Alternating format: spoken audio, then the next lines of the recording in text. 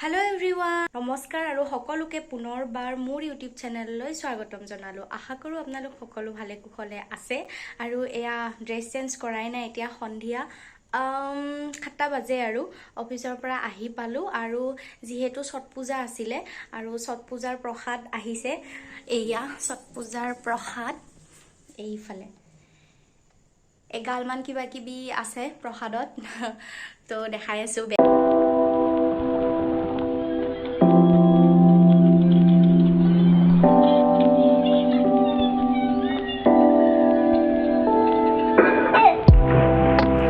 এয়া হৈছে ছট পূজাৰ প্ৰসাদ। ঠেকুৱা আছে, নাৰিকল, কল, আপেল, কমলা আৰু এইটো কিবা চুজিৰ বনাইছে, বাদাম চাদাম দি পেলাই বনাইছে বাৰু।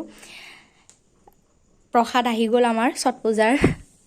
এওক দিছে, মানে মোৰ হাজবেণ্ডক দিছে অফিচৰ। এইফালে মই এগালমান শাক পাচলি লৈ আহিছোঁ বজাৰৰ পৰা কিনি। কি আনিছোঁ দেখাই আছোঁ। শাক আনিছোঁ, মানে শাক খোৱাটো ভাল হয় আচলতে, সেইকাৰণে শাক অলপ কিনি আনিছোঁ আৰু অকণমান ফল মূল, মানে কিছুমান মোৰ ফল মূল খোৱা তেনেকৈ নহয়ে, সেইকাৰণে মানে অকণমান ফল মূলো কিবা কিনি আনিছোঁ।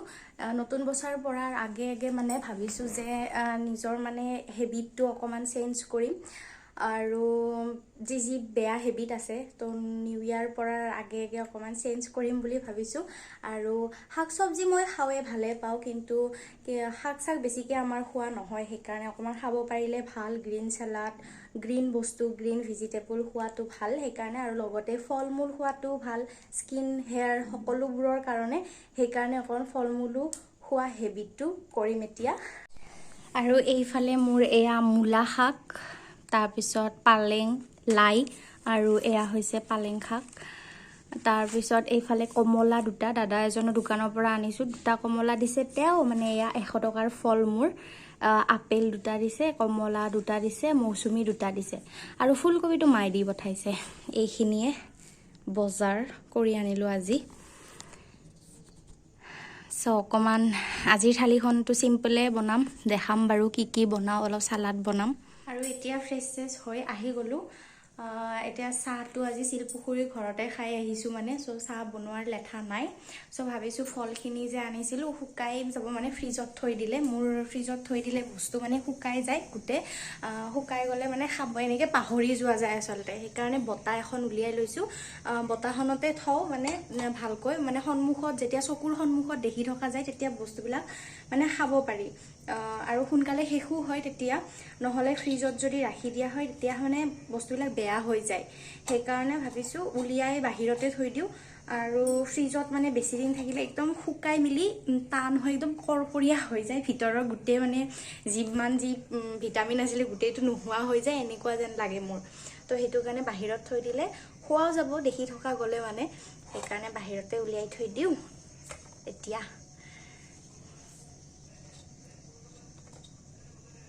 এনেকৈ সজাই থৈ দিলোঁ বাহিৰতে। এতিয়া এইখিনি থৈ দিম।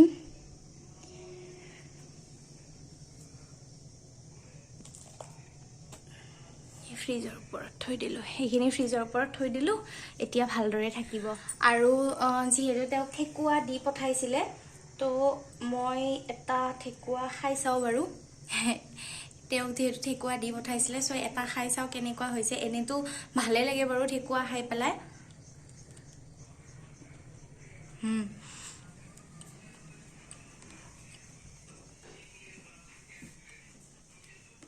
ভালেই লাগিছে পিছে খাই। আপোনালোকে ভাল পায় নে নাই ক'বচোন।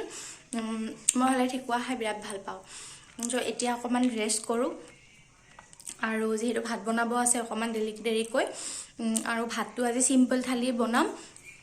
দেখাম অলপ আপোনালোকক। 2000 years later. আৰু এইফালে চাওক মোৰ অৱস্থা।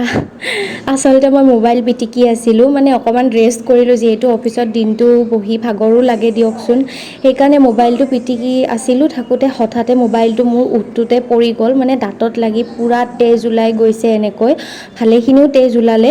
তাৰপিছত এতিয়া মই পাকঘৰলৈ আহিছোঁ অকণমান মিঠাতেল দিওঁ বুলি। আৰু সেইদিনাই ৰাতিপুৱা নেক্সট ডে আছিলে মই ভিডিঅ' কৰি থৈ দিছিলোঁ আচলতে শ্বৰ্টছ বনাবলৈ আৰু সেইখিনি ক্লিপ ইয়াতে লগাই দিলোঁ একলগ কৰি আৰু ৰাতিপুৱা যিহেতু সোমবাৰ আছিলে আমি সোমবাৰে আপোনালোকে জানে সদায় ভেজ খাওঁ আৰু মই এয়া পূৰা বাচন বৰ্তন এনেকৈ পেলাই থৈ দিছোঁ মানে যিহেতু ৰাতিপুৱা দৌৰা দৌৰি হয় এওঁক টিফিন দিব লাগে মোৰ টিফিন বনাব লাগে তাৰপিছত ব্ৰেকফাষ্ট বনাব লাগে চ' বহুত কাম থাকে তো যেনেকৈ যি পাৰোঁ সেনেকৈ মই মানে কামবিলাক কৰি যাওঁ একফালৰ পৰা আৰু ঘৰৰ কামো থাকে অকলে হ'লে কিমান দিগদাৰ সেইটো গম পোৱা যায় যিসকলে অকলে থাকে মানে চ' মই ৰেডি কৰি আছোঁ আৰু ৰাতিপুৱা যে ইমান কুঁৱলী পৰিছিলে আজি নহয় মই আপোনালোকক খিৰিকীৰে দেখাই আছোঁ ৰ'ব আৰু এয়া বহুত কুঁৱলী পৰিছে মানে এইফালে মই বাহিৰত গৈ দেখাই আছোঁ আপোনালোকক আৰু আপোনালোকৰ ফালে কুঁৱলী পৰিছে নাই জনাবচোন মানে একদম ৰাতিপুৱা সোনকালে যেতিয়া উঠা যায় 6টা মানৰ পৰা মানে কেতিয়াবা আপোনাৰ 7টা মানলৈকে কুঁৱলীটো নুগুচেই মানে ৰ'দ নোলোৱালৈকে ৰ'দ ওলালে বাৰু কুঁৱলীটো নোহোৱা হৈ যায় তাকে মই আপোনালোকক এবাৰ দেখাই দিওঁ ভাত বনাই আছোঁ লগতে ভিডিঅ'ও অলপ কৰি আছোঁ মোৰ দৌৰা দৌৰি হয় আচলতে নহ'লে মই মৰ্ণিং ৰুটিনটো মই আপোনালোকক দেখাব পাৰোঁ আৰু এইফালে যিহেতু আমাৰ ভেজ থাকিলে মানে বহুত কিবা কিবি বনাবলগীয়া হয় সেইটো কাৰণে অকণমান বেঙেনাও ফ্ৰাই কৰিছোঁ আৰু মই এয়াতেও টিফিনটো ৰেডি কৰি দিলোঁ ফুলকবিৰে অকণমান গ্ৰেভি বনাইছিলোঁ দৈৰে আৰু লগতে বনাইছিলোঁ বেঙেনা ভাজি আলু ভাজি ব্ৰেকফাষ্টৰ কাৰণে ৰুটিৰ লগত আৰু ভাত তেওঁক এয়াই টিফিন দিলোঁ আৰু তেওঁক টিফিনটো যোগাৰ কৰি ব্ৰেকফাষ্টটো দি মই ক'লোঁ যে তুমি ব্ৰেকফাষ্ট কৰা আৰু মই চাকিখুৰ দিওঁ মানে গাটো ধুই আহিয়ে চাকিখুৰ দিবলৈ মন যায় কিন্তু সময় একেবাৰে নহয় দৌৰা দৌৰিকৈ ভগৱানক সেৱা কৰিওতো একো লাভ নাই সেইকাৰণে মই ধীৰে সুস্থিৰে চাকিখুৰ দিওঁ কাৰণ দিনটোৰ কাৰণে আমি দুইজনে ওলাই যাওঁ চাকি গছি দি পেলাই মনটো অকণমান এটা বিশ্বাস আৰু দিয়কচোন দিনটো যাতে ভালে ভালে যায় আৰু এয়া চাওকচোন ধুনীয়াকৈ ফুল ফুলি আছে আমাৰ বাগানত আৰু এয়া মোৰ লাঞ্চ টাইমত অফিচত ৰিলছ বনাইছিলোঁ সেইকাৰণে ৰিলছৰ ক্লিপটো এটা লগাই দিলোঁ আৰু মই টিফিনটো সদায় খিচিৰিকৈ নানো পিছে বস্তুবিলাক আজি যেনিবা মই খিচিৰিকৈ আনিছোঁ সদায় বেলেগ বেলেগ বাচনতে তেনেকৈ আনো মানে দুটা টিফিন আনো বাৰু সদায় এটাত যদি দাইল এটাত ভাত আৰু ভাজিখিনি ভাজিটো ইমান খোৱা নাযায় বাৰু ভাতৰ ওপৰতে অকণমান লৈ অহা যায় কিন্তু আজি মোৰ দুটা টিফিন আনিবলৈ একদম মন নগ'ল সেইকাৰণে মই এটা টিফিনতে গোটেইখিনি লৈ আহিলোঁ মানে দাইলটো থাকিলে ভাতত মই দাইলটো লৈ নানো আৰু টিফিনটো বেলেগকৈ আনো যিদিনা দাইল নাথাকে তৰকাৰী আৰু কিবা ভাজি এখন থাকে তেতিয়া এটা টিফিন কৰিয়ে লৈ আহোঁ আৰু এয়া মই লাঞ্চ কৰি আছোঁ লাঞ্চ টাইমত তেওঁক যি দিছোঁ ময়ো সেয়াই আনিছোঁ বাৰু